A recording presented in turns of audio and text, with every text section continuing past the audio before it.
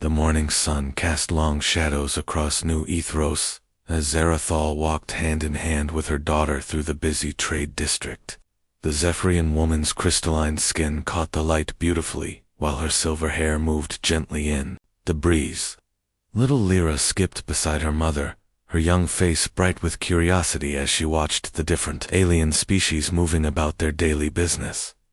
Zarathal worked as a translator at the Interspecies Trade Hub, one of the few places on Kepler 4 for 2b where humans, Zephyrians, and other races came together peacefully. She had learned 6 different languages over the years, making her valuable to the various trading companies that operated on the frontier world. Today was supposed to be simple. The Krex Empire had sent representatives to negotiate mining rights in the outer territories. Lyra pressed close to her mother as they entered the large trading hall. The 7-year-old had inherited the typical Zephyrian ability to sense emotions through touch, and the tension in the room made her uncomfortable. She could feel the fear and distrust radiating from the various delegates who had gathered for the negotiations. The Krex were a warrior race, tall and intimidating with their dark armor and aggressive mannerisms. They had been expanding their territory for decades, often through force rather than diplomacy. Most species avoided dealing with them, but the mining rights they offered were too valuable to ignore. Captain Jake Morrison stood near the security checkpoint, his uniform marking him as military from the nearby Terran outpost. He had been assigned to provide security for the human delegates, though he clearly did not trust the Krex representatives. His eyes constantly scanned the room, watching for any sign of trouble. Lisa Carter, a civilian contractor and xenobiologist, sat at one of the translation booths. She had been studying alien cultures for years and could speak basic Krex, making her useful for the negotiations. She noticed how the Krex kept looking around the room, paying special attention to the civilian areas where families like Zarathal and Lyra waited. The negotiations began smoothly enough. The human delegates presented their proposals while Zarathal translated between the different languages. The Krex seemed interested in the mining equipment the humans could provide, but their demands grew more aggressive as the morning progressed. Lyra sat quietly in the corner, drawing pictures on a small tablet her mother had given her. She drew the different aliens she saw, trying to capture their unique features. When she looked up at the Krex delegates, she felt something cold and frightening. Their emotions were different from other species she had encountered. There was hunger in them, but not for food or trade goods. The first sign of trouble came when one of the Krex delegates stood up suddenly during a discussion about territorial boundaries. He began speaking in harsh tones, gesturing aggressively at the human representatives. Zarathal translated quickly, explaining that the Krex were demanding access to inhabited worlds, not just mining sites. Jake Morrison stepped forward, his hand moving instinctively toward his weapon. The tension in the room increased as other security personnel took defensive positions. Lisa Carter tried to calm the situation through diplomatic language, but the Krex delegate continued his aggressive demands. Then everything went wrong at once. More Krex soldiers appeared at the entrances to the trading hall, weapons drawn. They had not come to negotiate. This had been a trap from the beginning. The lead delegate smiled coldly as he gave orders in the Krex language. Zarathal understood every word and felt her blood turn to ice. The Krex had come to take prisoners, not make deals. They wanted samples of different species for their experiments. Children were particularly valuable because they could be broken and molded more easily than adults. Chaos erupted as the Krex soldiers opened fire. Jake Morrison shouted orders to his security team while trying to protect the civilian delegates. Laser blasts filled the air as people screamed and ran for cover. The carefully organized negotiation turned into a battlefield in seconds. Zarathal grabbed Lyra and ran toward the emergency exits, but Krex soldiers were already blocking those routes. She pulled her daughter behind an overturned table as weapons. Fire passed overhead. Lyra was crying, overwhelmed by the fear and pain she could sense from everyone around her. Lisa Carter crawled toward them, bleeding from a wound on her arm. She had seen conflicts before, but nothing like this systematic attack on civilians. The Kreks were not just fighting, they were capturing people. She watched in horror as alien children were dragged away by the armored soldiers. Jake Morrison and his team fought desperately to reach the civilian area, but they were outnumbered and outgunned. The Kreks had planned this attack carefully, knowing exactly where to position their forces for maximum advantage. Jake managed to take down several enemy soldiers, but more kept appearing in the confusion. Zarathal lost her grip on Lyra's hand. A Krek soldier had thrown some kind of smoke grenade, filling the area with thick gray clouds. She called out for her daughter, but could not see anything. The sound of weapons fire and screaming people made it impossible to hear Lyra's voice. When the smoke began to clear, Zarathal found herself alone behind the overturned table. She searched frantically through the debris and bodies, calling Lyra's name over and over. Other survivors were doing the same, looking for their loved ones in the wreckage of what had been a peaceful gathering. Jake Morrison found Zarathal 20 minutes later, still searching through the ruins of the trading hall. Most of the Kreks' forces had withdrawn, taking their prisoners with them. The captain's uniform was torn and bloody, but he had survived the attack. He helped the Zephyrian woman search for any sign of her daughter. They found Lyra's small tablet, cracked and abandoned near one of the exits. There were drag marks in the dust leading toward the landing area where Krek's transport ships had been waiting. Jake felt sick as he realized what had happened. The attack had been planned specifically to capture civilians, especially children. Lisa Carter confirmed their worst fears when she translated intercepted Krek's communications. The enemy forces had taken 43 prisoners, including 17 children from various species. They were already aboard transport ships heading back to Krek's space. Far beyond the reach of local authorities, Zarathal collapsed when she understood that her daughter was gone. The Krek's empire operated in lawless territory where no rescue was possible. Local officials told her that diplomatic contact was impossible and military action would start a war they could not win. For all practical purposes, Lyra was lost forever.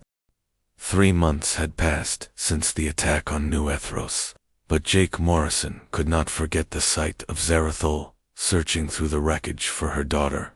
The Zephyrian woman had not returned to work since that terrible day. Her neighbors said she barely ate or slept, spending most of her time staring out the window as if waiting for Lyra to come home.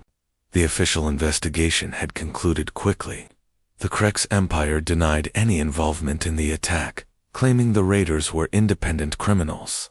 Without diplomatic relations, there was no way to demand the return of the prisoners.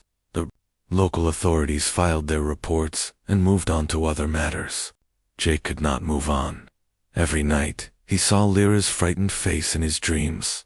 The 7-year-old had been drawing pictures when the attack began, completely innocent and unaware of the danger approaching. Now she was somewhere in Krek's space, probably suffering in ways he did not want to imagine. His commanding officer, Colonel Harris, had made it clear that pursuing the matter further was forbidden. The Terran military could not risk war with the Krek's empire over a group of civilian prisoners. Jake understood the logic, but he could not accept it. He had joined the military to protect innocent people, not to abandon them when protection became inconvenient. Lisa Carter had also been affected deeply by the attack. The xenobiologist had received medical treatment for her injuries, but the emotional wounds were harder to heal. She had studied many different alien cultures, but seeing children dragged away by the Kreks had changed her perspective completely. She began researching everything she could find about the Krek's empire and their treatment of prisoners. Jake found Lisa working late one evening in her research lab, surrounded by star charts and intelligence reports. She had been using her scientific credentials to access databases that military personnel could not reach. Her findings were disturbing but also provided the first real hope since the attack. The Kreks had been conducting similar raids throughout the frontier regions for over 2 years. They targeted settlements where multiple species lived together, always focusing on capturing children and young adults. The pattern suggested these were not random criminal acts, but part of some larger plan. Lisa had traced the movements of Kreks transport ships following several attacks. The vessels all traveled to the same general area of space, a region containing several prison facilities and research stations. Most interesting was a heavily fortified moon called Thanatos, which intelligence reports described as impregnable. Jake studied the information Lisa had gathered, feeling both hope and frustration. If the prisoners were being held on Thanatos, there might be a chance to rescue them, but the facility was deep in Krek space, protected by multiple defense fleets. No conventional military force could reach it without starting a full-scale war. When Jake approached Colonel Harris with the intelligence, the response was exactly what he expected. The military would not authorize any rescue mission to Krek's space. Even if they could confirm that prisoners were being held on Thanatos, the risk was too great. The colonel ordered Jake to drop the investigation and focus on his regular duties. That night, Jake sat in his quarters thinking about duty and honor. He had sworn an oath to protect innocent life, but his superiors were ordering him to abandon children who needed help. The conflict between orders and conscience kept him awake until dawn. The next morning, Jake made a decision that would change everything. He submitted his resignation from the Terran military, effective immediately. Colonel Harris was shocked and tried to talk him out of it, but Jake's mind was made up. He could not serve in an organization that would abandon innocent children to save face with politicians. Lisa Carter quit her government position the same day. She had been thinking about the same moral conflict that troubled Jake. Her research had shown her exactly what the Kreks were doing to their prisoners, and she could not continue working for people who would ignore such crimes. Within a week, Jake and Lisa had begun recruiting volunteers for an unauthorized rescue mission. They were careful about who they approached, looking for people with military experience who had grown disgusted with official inaction. The response surprised them both. Danny Rodriguez was the first to volunteer. The former Special Forces soldier had left the military after disagreeing with orders to abandon civilians during a previous conflict. He brought demolitions expertise and contacts among other veterans who might be willing to help. Amy Foster joined the group next. She was a pilot and smuggler who had been running supplies to refugee camps in contested space. Amy knew the dangerous routes through Krek's territory and had connections with underground networks that could provide equipment and intelligence. Chris Baker volunteered because his sister had been killed in a Krek's raid 5 years earlier. The combat medic had studied alien physiology extensively, making him valuable for treating rescued prisoners from different species. He also brought medical supplies that would be essential for any rescue operation. Kelly Stone was recruited through Amy's contacts in the smuggling community. The communications specialist and hacker had grown up on frontier worlds where the Kreks were a constant threat. She had lost friends to their raiders and wanted revenge as much as rescue. The team spent 2 months planning and preparing for what everyone knew was essentially a suicide mission. They studied every piece of intelligence about Thanatos prison, learning the layout and defensive systems. Amy used her smuggling contacts to acquire a captured Krek's transport ship that could get them past the outer security perimeters. Jake visited Zarathal once before the mission launched. The Zephyrian woman had grown thin and pale during her months of grief, but her eyes still held hope when Jake explained what they were planning. She gave him a small crystal pendant that had belonged to Lyra, asking him to bring it to her daughter if he found her. Lisa's research had revealed the true horror of what the Kreks were doing on Thanatos. The prison was not just holding captured civilians, it was experimenting on them. The Kreks wanted to understand the psychological breaking points of different species, information they could use to conquer entire worlds without fighting. The knowledge that Lyra and the other children were being tortured for scientific purposes filled Jake with cold fury. He had seen combat before, but this was different.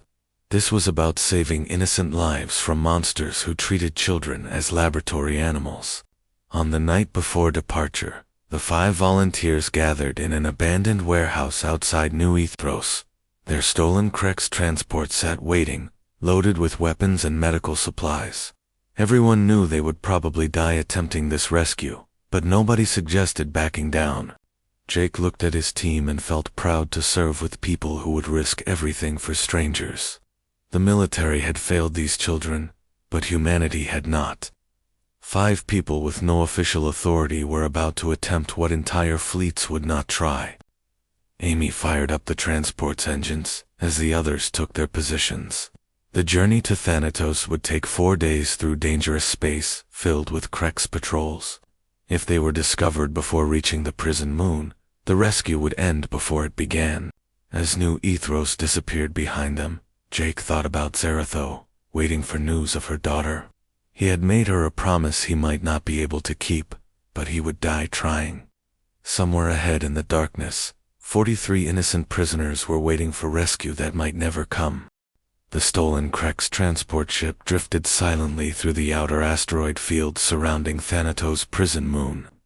Amy Foster had piloted them through 4 days of dangerous space, avoiding patrol ships and sensor networks with the skill that made her valuable to smuggling operations throughout the frontier. Jake Morrison studied the prison facility through the transport's viewing port, feeling his stomach turn at what he saw. Thanatos was exactly as brutal as the intelligence reports had described. The entire moon had been converted into a massive prison complex, with guard towers and weapon platforms covering every approach. Thousands of prisoners from dozens of different species were held in the underground levels. Lisa Carter monitored the communications channels, translating Krex guard chatter to understand their patrol schedules. The facility operated on a strict routine, with prisoner transfers happening only during specific time windows. Their best chance would come during the next shift change in 6 hours.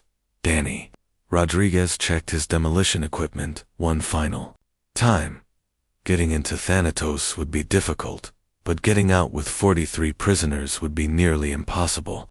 He had calculated exactly where to place charges to create maximum confusion without bringing down the entire facility on top of them. Gris Baker prepared medical supplies for treating prisoners who had been held captive for 3 months, based on Lisa's research about Krex interrogation methods.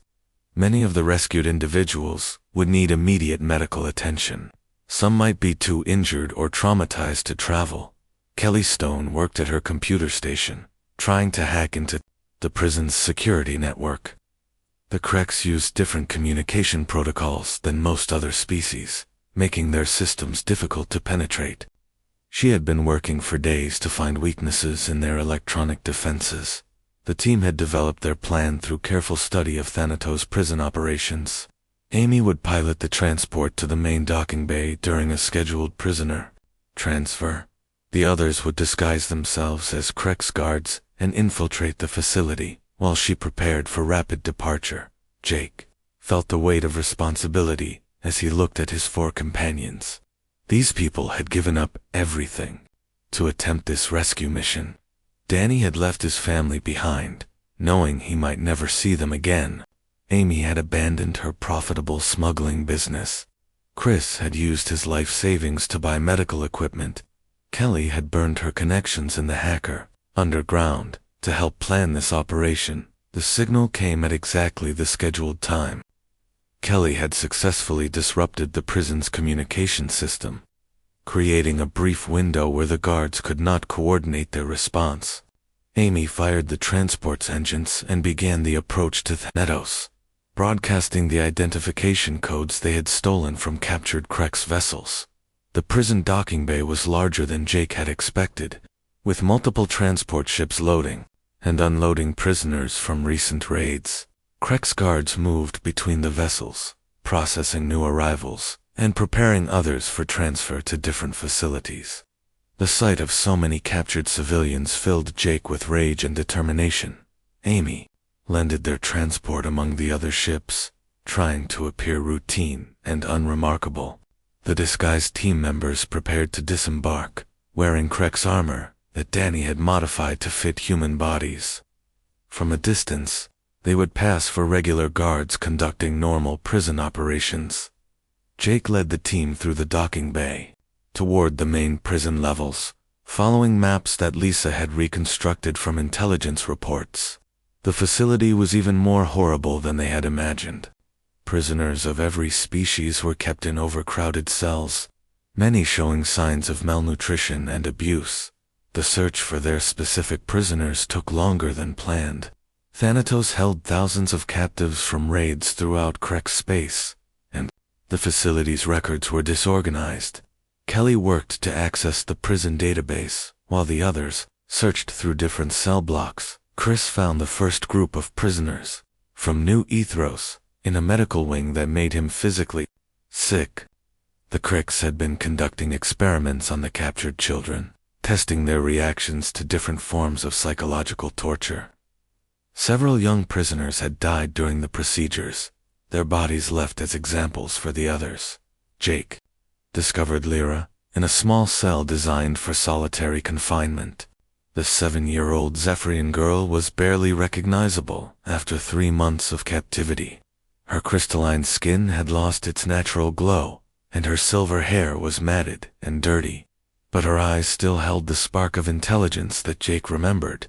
From their brief meeting at New Ethros, Lyra recoiled when Jake first approached her cell, having learned to fear anyone wearing Krek's armor. But when he removed his helmet and spoke to her in her native language, using phrases that Lisa had taught him, the little girl began to understand that rescue had finally come. The team gathered all 43 prisoners from New Ethros in a storage area near the main exit. Most were children between the ages of 5 and 15, representing 7 different species. Many were injured or sick from their months of imprisonment. Several could barely walk without assistance. Danny had placed his explosive charges throughout the facility's power systems, creating a timer that would give them 30 minutes to escape before the prison lost all electrical power. The blackout would disable the security systems and create enough confusion for their transport to escape. But their infiltration had not gone unnoticed. Kelly detected increased Krek's communication traffic, suggesting that someone had discovered their presence. Prison guards were conducting unusual patrols, and several had reported missing prisoner identification records. The alarm sounded just as Jake's team reached the main corridor leading to the docking bay. Krek's soldiers appeared at both ends of the hallway, trapping the rescue party and 43 prisoners between heavily armed forces. The careful infiltration had become a desperate fight for survival. Danny Rodriguez made the decision that saved everyone else. He activated his remaining explosives early, destroying the corridor behind them and blocking the pursuing guards. The explosion also brought down part of the ceiling, creating a barrier that would hold the enemy forces for several minutes. Jake led the prisoners toward the docking bay, while Chris and Kelly provided covering fire against the guards ahead of them. Many of the rescued children were too weak to run, forcing the team to carry them while fighting their way through increasingly desperate opposition. Amy had the transport engines running when they reached the docking bay, but Krek's fighters were already launching from other parts of the facility. She realized they would never escape if they tried to outrun the faster pursuit ships. The prison's defense systems were coming online, and weapon platforms were targeting their vessel. Lisa made the call that brought salvation. Using her knowledge of Krek's psychology, she began broadcasting messages on their military frequencies, describing the horrific experiments being conducted on captured children. She knew that even among the Kreks there were individuals who would be disgusted by torture of young prisoners. Her gamble worked. Several Kreks pilots broke formation, refusing to fire on a ship carrying rescued children. Others began questioning their orders, creating enough confusion in the defense network for Amy to pilot the transport through the outer perimeter. But they were not safe yet. Thanatos was deep in Krek space, surrounded by patrol fleets and military installations. Even if they escaped the prison moon, they still faced a 4-day journey through enemy territory, with a ship full of traumatized prisoners and limited supplies. As the transport cleared Thanatos' orbit, Jake looked back at the prison facility where Danny Rodriguez had given his life to save 43 strangers. The explosion had disabled much of the complex, but it had also cost them their demolitions expert and close friend. Lyra sat beside Jake, holding the crystal pendant her mother had sent. Despite everything she had endured, the little girl was trying to comfort other prisoners who were crying from fear and relief.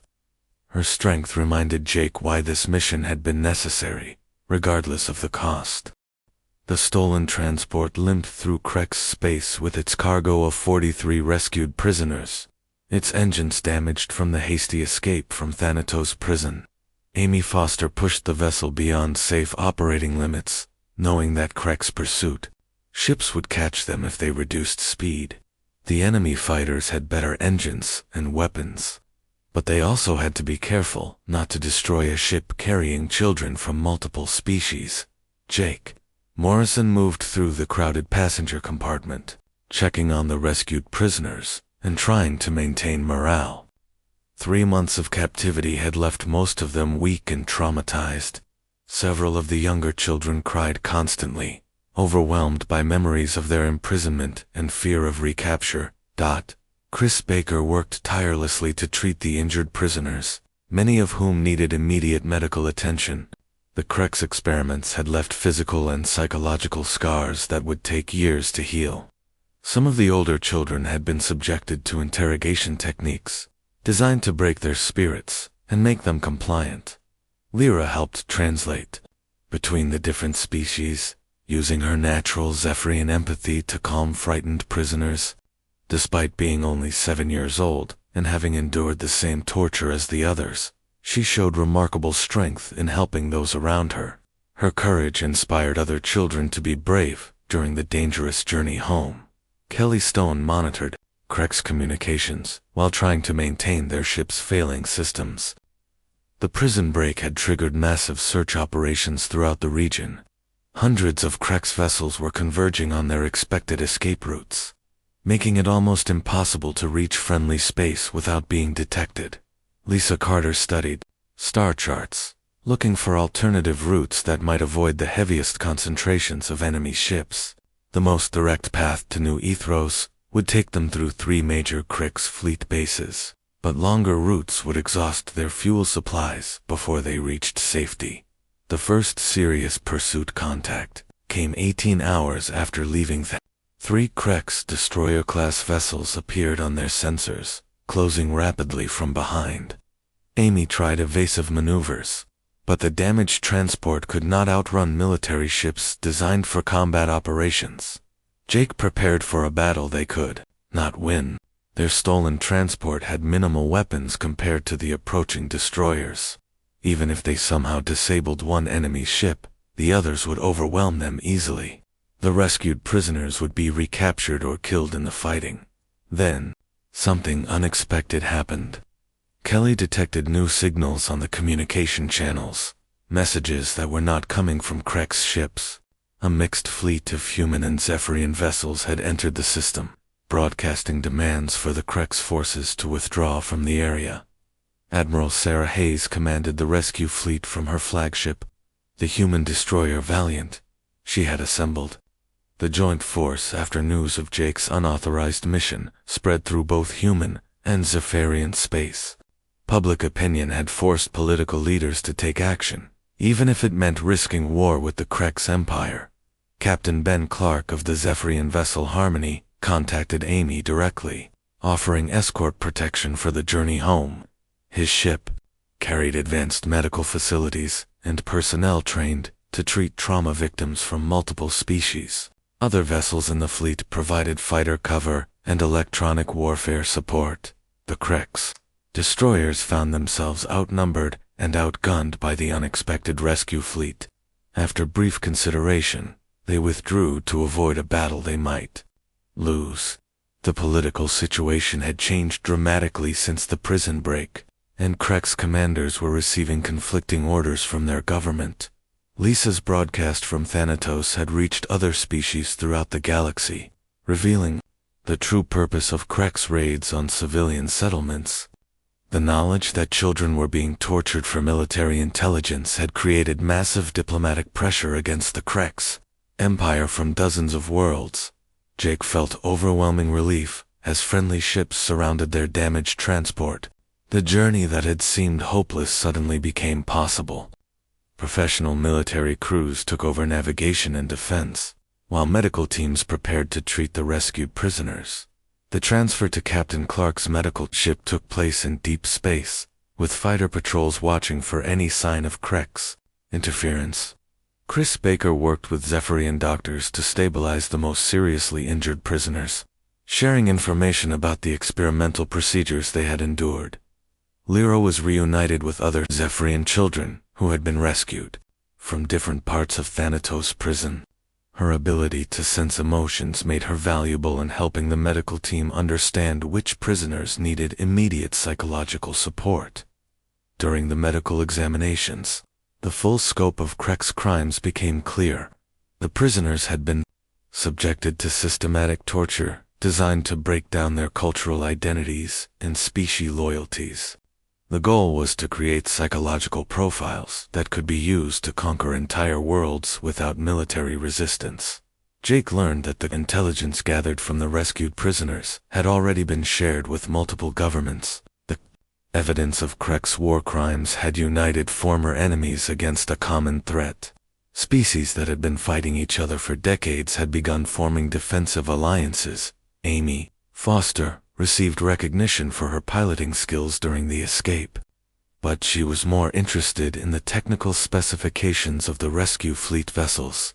Several governments had offered her positions in their military services, though she planned to continue working with civilian rescue operations.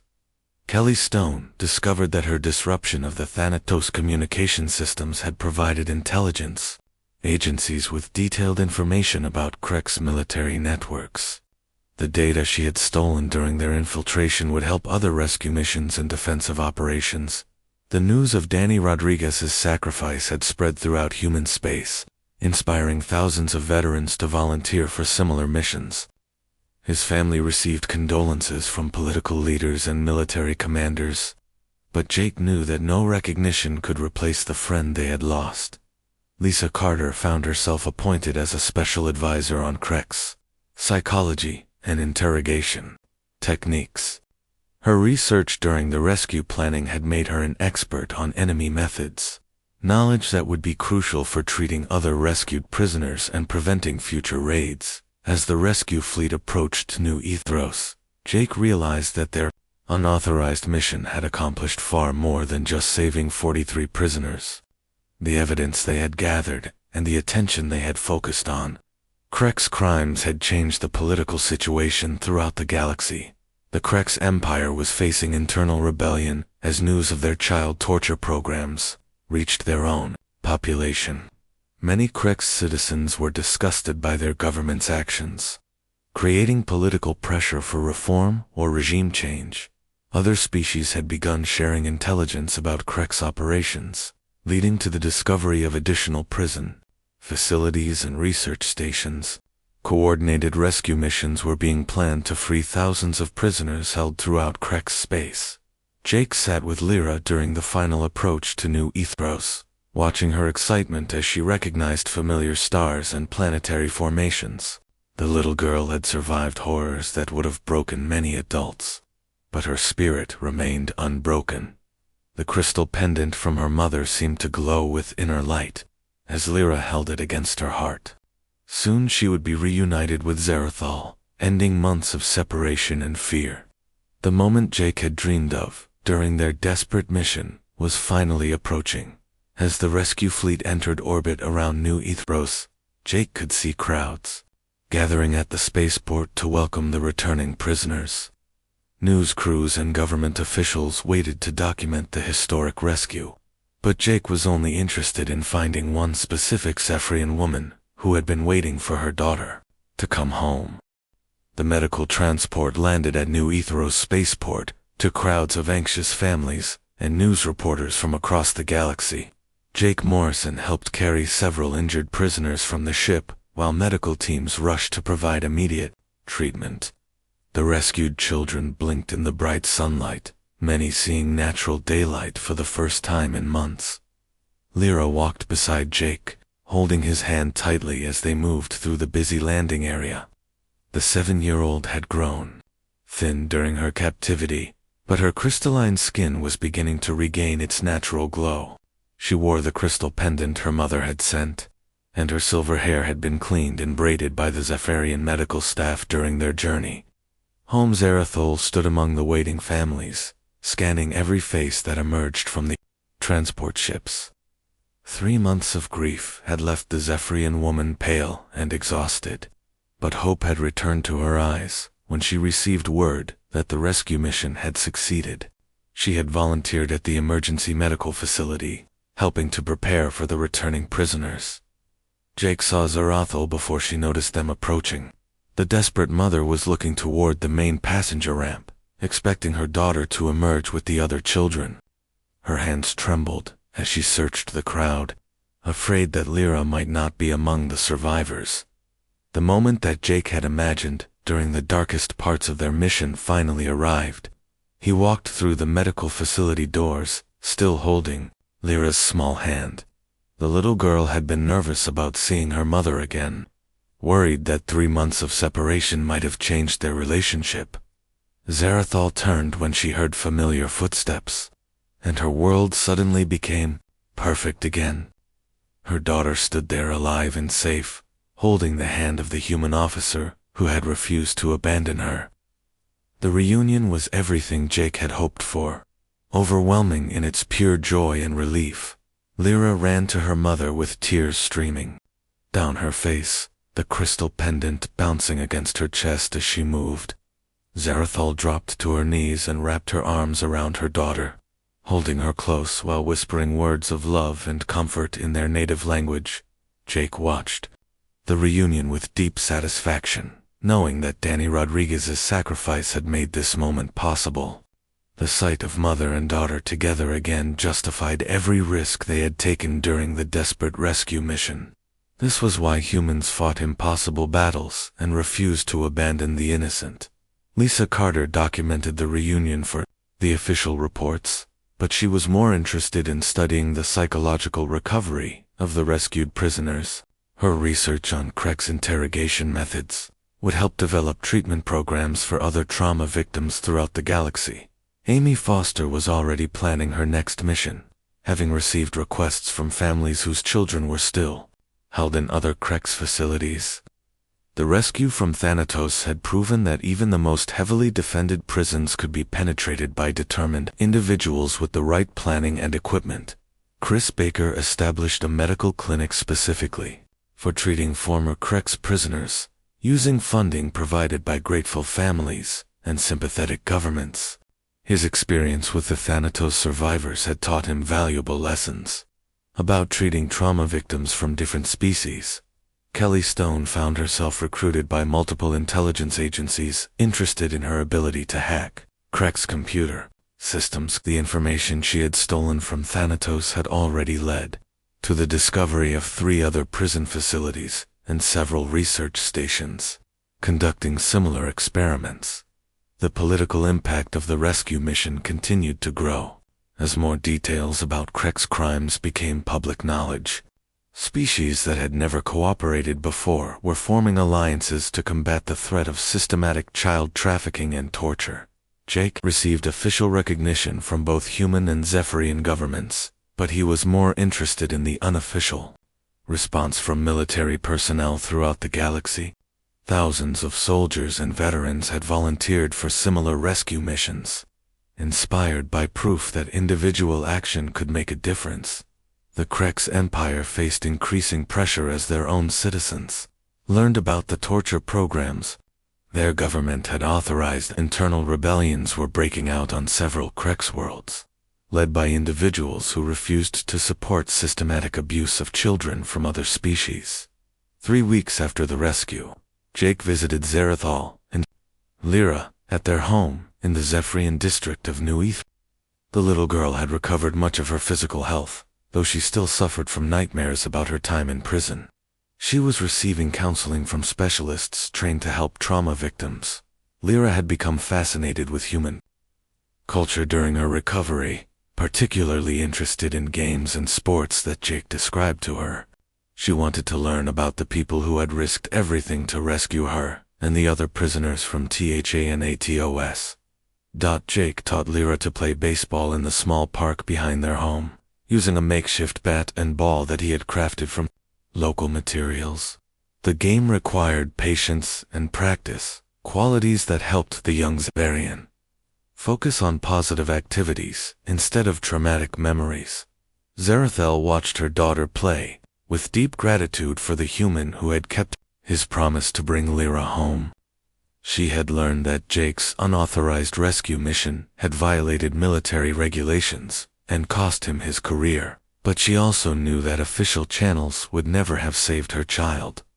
The memorial service for Danny Rodriguez took place 6 months after the rescue, attended by representatives from dozens of worlds whose children had been saved by his sacrifice. His family received condolences from political leaders and military commanders, but they were most moved by letters from the rescued prisoners themselves. Jake established an interspecies rescue organization using donations from grateful families and supportive governments. The group's first mission was to free prisoners from a Krex research station that Kelly had located using intelligence stolen from Thanatos. Zarathal became the organization's chief liaison with alien governments, using her translation skills and cultural knowledge to coordinate rescue operations throughout the galaxy. Her experience as a grieving mother gave her unique insight into the families they were trying to help. Lisa Carter's research led to the development of new psychological treatment methods for torture survivors, techniques that were shared freely among medical professionals from all species. Her work helped thousands of former prisoners recover from their traumatic experiences.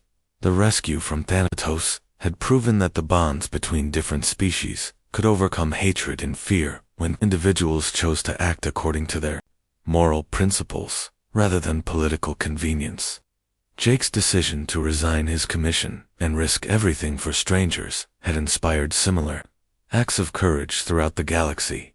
1 year after the rescue, Lyra had mastered the basics of baseball and was teaching the game to other Zephyrian children.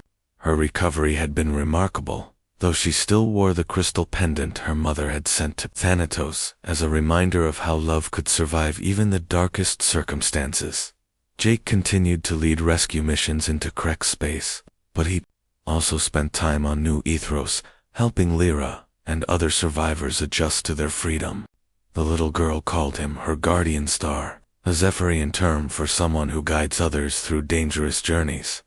The sight of a human teaching alien children to play baseball had become a symbol of the unity that was possible when different species worked together for common goals.